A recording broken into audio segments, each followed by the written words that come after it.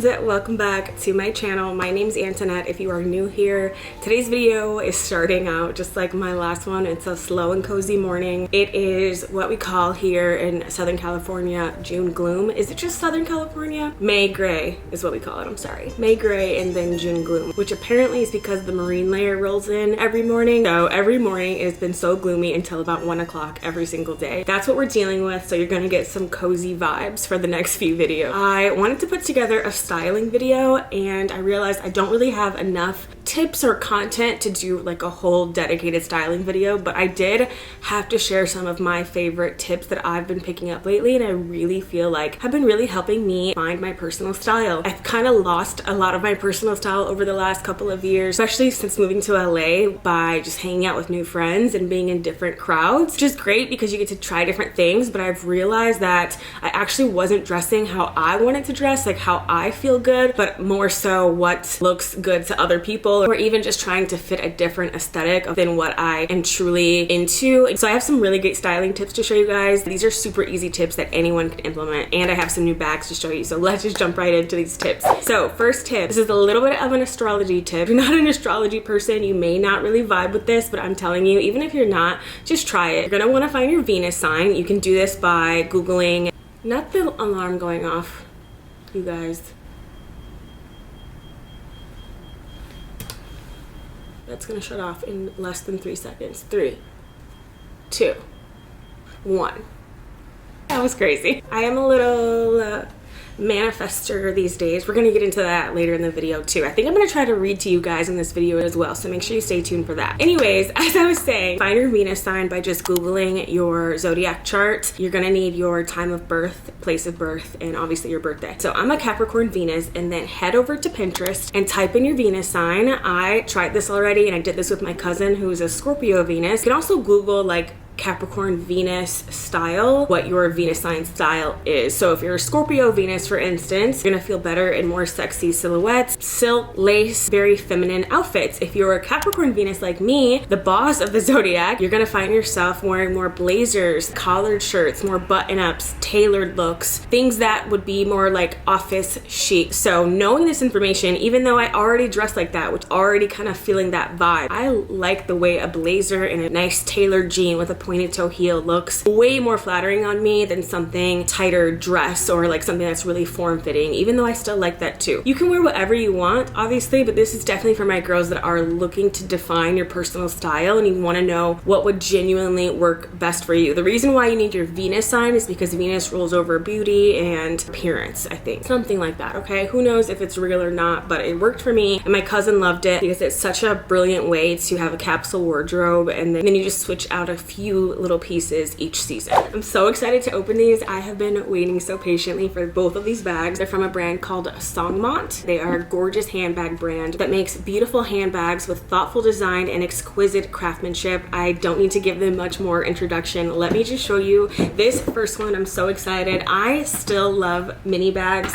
Anytime I see a little mini bag, I have to have it. I've been wanting it to get more blue items in my wardrobe, so I picked out this adorable mini blue handbag. So this is how it comes in a beautiful dust bag. This is the mini song bag in sky blue. So the color is perfection for matching with casual outfits. Like I mentioned, jeans and a nice little white button up. It comes in multiple sizes as well as multiple colors. The size is perfect. It just fits my keys and wallet, a perfect little date night bag. Okay, this next one I'm so excited about because I've been wanting to get my hands on this style of bag. A bag that's really adjustable that I can wear with several different ways. I also don't have a really nice spring or summer like cognac bag. Also comes in multiple different sizes and colors, but this color I had to have because it's perfect for summer. Here she is. This is the medium Luna bag in amber. This is the perfect color for like a sundress or even an all tan outfit, even all black. My favorite way to see these bags though, put the two ends together and you end up with this little adorable half moon circle bag. How cute and chic is this? I love seeing girls wear this just on their arm. You just put your arm through. As I said, this is a super trendy hobo style bag that can be worn in 4 different ways. It's got a tumbled leather that's super soft and comfortable to wear. This is the medium size and it fits everything you might need. Fit your phone, wallet, keys, sunglasses, and any other little goodies you might want to throw in there. It also comes with 2 matching leather straps. Here's the second way you can wear it, which is also adorable if you want to carry it with a strap. You can also put on the small strap to have the bag unfolded if you want it to look more like a traditional handbag. And then last but not least, you can use the crossbody strap to turn it into a crossbody bag. Definitely check out their website. They have a ton of chic bags, even work bags, vegan leather bags, tons of different options in a bunch of different colorways. They have given me a discount code for 12% off using the code AS12. The link will be down in the description box. Thank you so much to Songmont for sponsoring this portion of today's video. Okay, so this next tip is going to be more color theory focused. So have you ever seen a dress or a certain outfit that you love but you're not sure which color to get it in? I don't know if I look better in all black or if I would look better in something lighter like a baby blue color, and you never know like which color to dye your hair. Should I go light or dark? What looks better with my features? I have found this tips to be so helpful for me. So figuring out if you are high contrast or low contrast. Really what you want to do for this one is pull up a picture of yourself. You're going to want to change the picture to a black and white photo. And then you're going to use a grayscale. I'll put up this one for you guys so you can literally just see this one on screen. Have your black and white photo. You're gonna match the color of your skin, hair, and eyes. So for me in this case, as you can see in this photo, my skin is falling on this really light side of the grayscale. You look at my hair and eyes, they're falling on the extreme dark side of this grayscale. So as you can see, I'm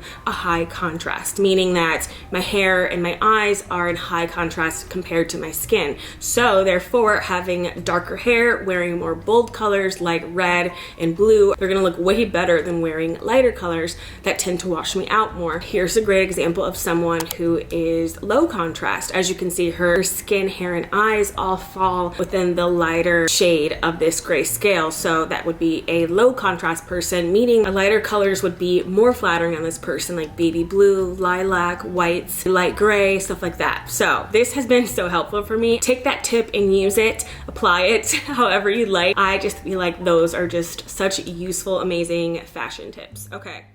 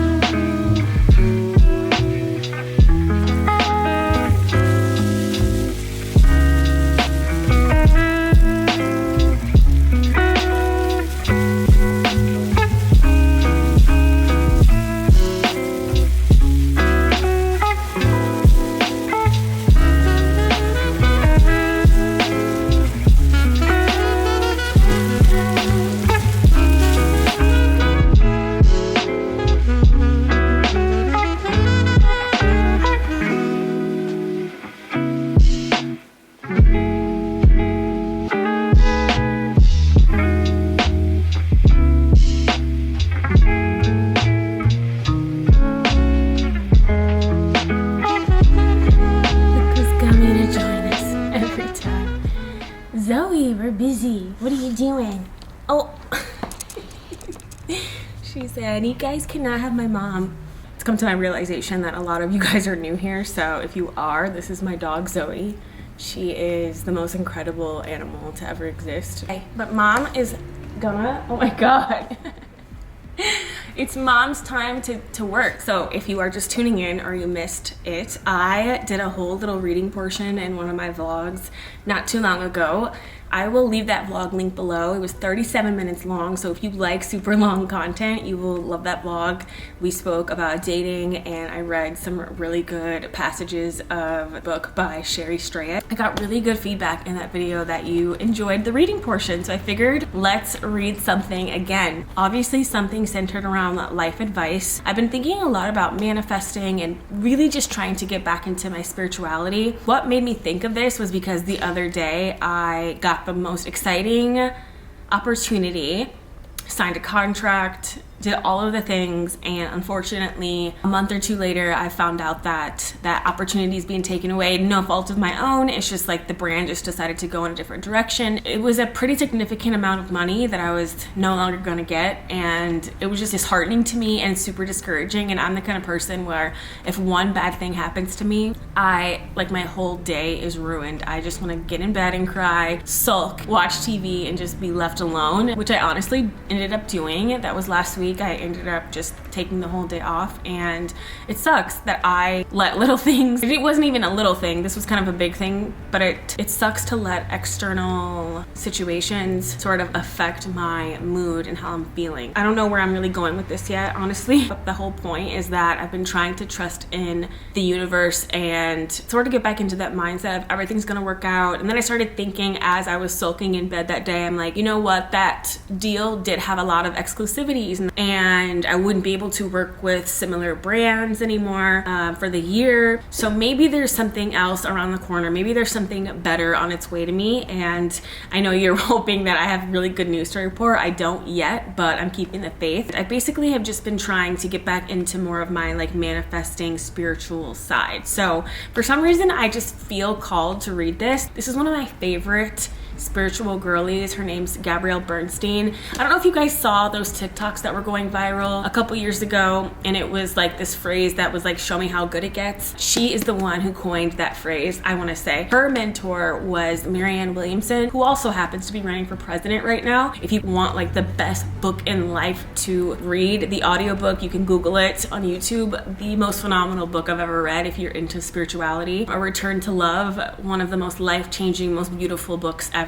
written by Marianne Williamson. She also has the audiobook version. So that was her mentor. So that's kind of my introduction into Gabrielle Bernstein, who I found like a decade ago. I was going through the worst breakup and I was so heartbroken. And I don't know about you guys, but whenever crazy life events happen like heartbreak, it really is the catalyst to your next big awakening. It's called The Universe Has Your Back. Pretty self-explanatory in the title. For some reason though, it's like keeps popping open to this. Hold on, I'll show you. It keeps popping open to this chapter. If you haven't noticed already, I'm all about synchronicities. Anything could be a sign if you look hard enough. I try not to look too deeply, but when a book opens to a certain page, I'm like, all right, that must be a message that we need to hear. Literally, I can close the book a million times, and for some reason, I don't know, I think because it got wet, it just opens to this chapter. For some reason, I kept seeing this book and I kept seeing it open, and I'm like, you know what? I think I might need to read that. There must be someone out there that needs to hear this message, and I probably need to hear this message too, seeing as I need a little encouragement to keep the faith in my own business and my life, and just some general encouragement. Chapter 8, The Universe Speaks in Mysterious Ways. In 2008, I went on a spiritual quest with my mother to Brazil to visit the medium John of God. John of God channels spirits to facilitate miraculous healing and spiritual growth.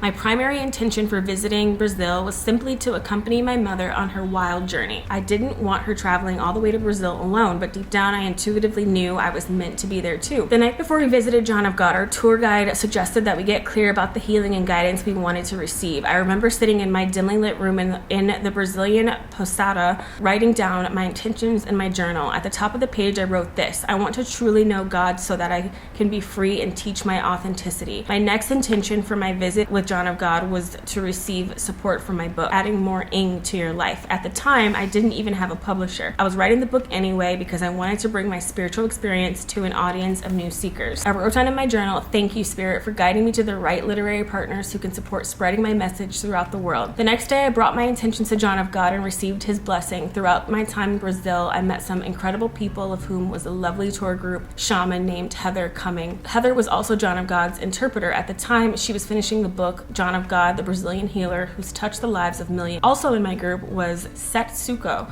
a Japanese woman who translated spiritual books. Setsuko was in our tour group to experience John of God and meet with Heather so that she could translate Heather's book into Japanese.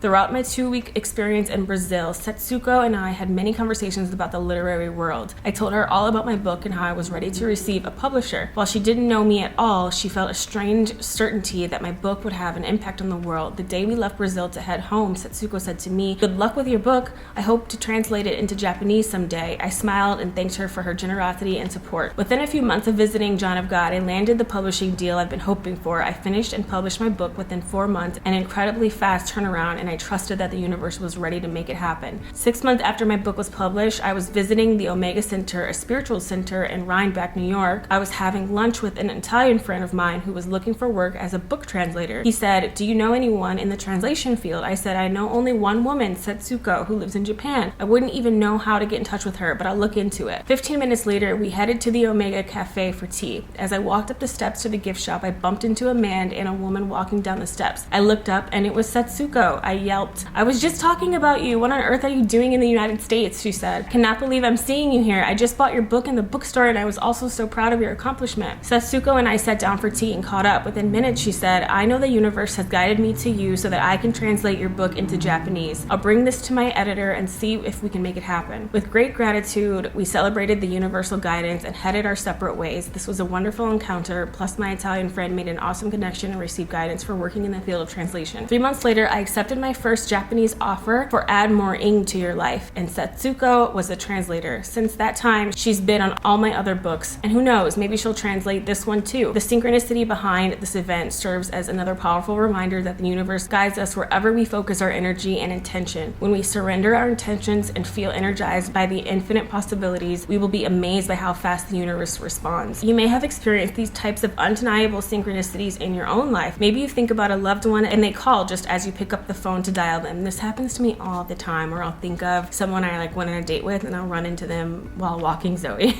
You say something casually and an hour later it happens. It's likely these moments come and go.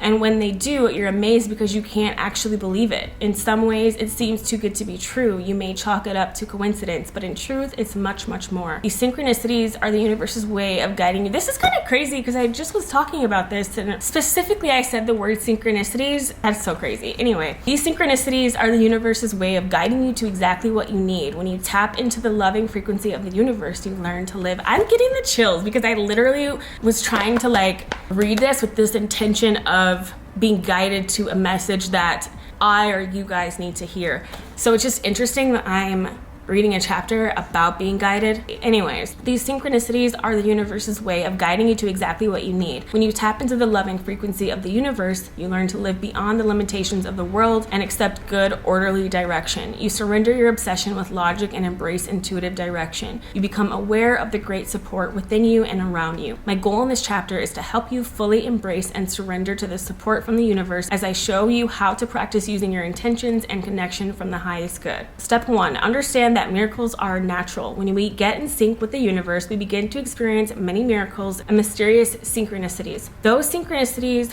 may seem wild and unexplainable at first, but the more faithful you become, the more commonly they occur. A Course in Miracles teaches us miracles are natural. That's one of her other books. A Course in Miracles teaches us miracles are natural. When they do not occur, something has gone wrong. What's natural is our peaceful, loving instinct and our connection to the love of the universe. What's unnatural is the fear that defends against this connection. Fear, along with guilt, separation, judgment, and attack, block us from miracles that are available to us all the time. When we believe in the love of the universe and allow it to move through us, we are a clear channel to receive great gifts and guidance. When synchronicity does not occur and we do not feel guided, it is a clear sign that we've fallen back into our fearful patterns. Our spiritual journey is an experience of remembering that we are loved. The more we embody this truth, the more miracles we will experience. We accept that miracles are a natural part of who we are. When we live in love, we live a miraculous life. Now, I don't expect you to become enlightened overnight and live in love all the time, but let's aim to bring in more love. When the light shines, the darkness cannot coexist with it. It's time to ignite your inner light and let it shine brightly so that you can own, honor, and embrace your true connection to the universe. Continue to pay close attention to when you're blocking miracles, and in that instant, choose again.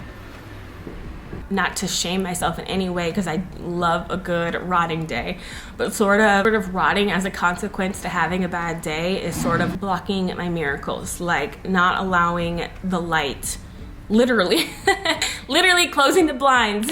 I could have totally taken the day to go to a coffee shop, film other content, you know, and who knows what could have happened that day had I been more open. Not that I'm like regretting it at all. I'm just saying, like, next time something terrible happens, maybe taking a different route and staying open still. Step 2, look for love and expect miracles. This next step is to spend mindful moments throughout the day looking for love. When you deliberately focus your attention on love and joy, then you open the floodgates to receive miracles. Most of us get caught up focusing on what's gone wrong, but what if we spend our days looking at all that's going right? Make a conscious effort to look for love throughout the day. To ignite this process, begin the day with a prayer, which is, I focus my intention on the love that is around me and I expect miracles. Another thing I do for this too is like gratitude. Like when you start thinking about the little things in life that you might be grateful for, like your health and like being able to run and like being able to feed yourself, afford groceries, like that mindset will totally shift your perspective. I repeat this prayer and feel the power of these words. Know that your willingness to say these words out loud will set you on the right foot. When you look for love, you proactively collaborate with the universe to bring you back to a miracle mindset. Remember, a simple shift in your perception is a miracle. You gotta stop doing this. I'm like saying what I'm thinking and then I'm reading it. Okay, the moment that you forgive your spouse and move on from a stupid argument is a miracle, or when you ask for a sign from the universe and you get it, it's a miracle. Miracles can be wild synchronicities, or they can be simple shifts. The Course says there's no order of difficulty among miracles. It's important to celebrate these miracles by saying thank you to the universe. Thanking the universe reinforces your faith and trust that you are in sync with the power greater than yourself. Remember that your relationship with the universe is an ongoing conversation. The best conversations begin with the words thank you, and that's on gratitude. What did I just say? Step 3, practice non-interference. Pay attention to how your day shifts when you commit to love. You need not do anything. And also, if I didn't state, the Course she is referring to is the Course in Miracles, her first book. You don't need to work miracles or make anything happen. You merely align with your true love nature and allow your eyes to see what you desire. The Course teaches that miracles are habits and should be involuntary. They should not be under conscious control, because consciously selected miracles can be misguided. With this important message, the Course reminds us to turn inward and ask for help whenever we disconnect from our miracle mindset. Miracles become involuntary when we make turning to love a habit. When we detour into fear, we can call on the universe to help us restore our thoughts back to love. Whenever we ask for help, the miracle will be presented. We don't need to do anything other than be receptive to the guidance that comes. This relaxed relationship with the universe gives us a chance to be at peace. Wow, you guys, that was crazy. I try not to be like too corny about it, you know what I mean? Like, oh my God, that was so meant to be. But like, literally that was crazy. I feel like I want to be guided to a message and then read a message that's about being guided to messages. So I will leave this book down below for you guys. It is The Universe Has Your Back by Gabby Bernstein. Shout out to Gabby. This is my girl. She's been on a journey. I've been on a journey with her. It's a one-sided friendship. But honestly, it's crazy how much I have leaned on this woman during my darkest moments. Love that. Love the message that was given. Anyways, I hope that was helpful for someone. That was super random, but I know you guys loved my last reading segment. I really enjoy reading to you guys. So if you want me to do more, I totally can. I love finding new and creative ways to share more parts of myself. One thing I'm trying to do going forward is really just establish what my messaging is through all of this. I love creating content. Really, the production of it all, just telling a story through video, is probably my favorite part of this whole thing. So I'm also just trying to figure out what my voice truly is within this whole creative process. Like, what is the message I'm really trying to give these people? So if you have any ideas, pop them below. You guys really help me with these things though. Like, people will tell me, I watch watch your videos just for the calming vibes of it all. And if I can be like empowering and a great distraction and be inspiring to women and give great life advice, something along those lines, then I am so satisfied with my job and my creativity and where things are going. So I hope that you guys stay open to miracles. Let me know if this touched you in any way. You feel like this is a message you needed to hear. But definitely subscribe and hit the notifications bell if you want to be notified. YouTube keeps changing things up. Make sure you have that notification bell on because I do upload 1 to 2 times per week. That's it for today. I hope you guys enjoyed watching this, and I will talk to you guys next time. Bye.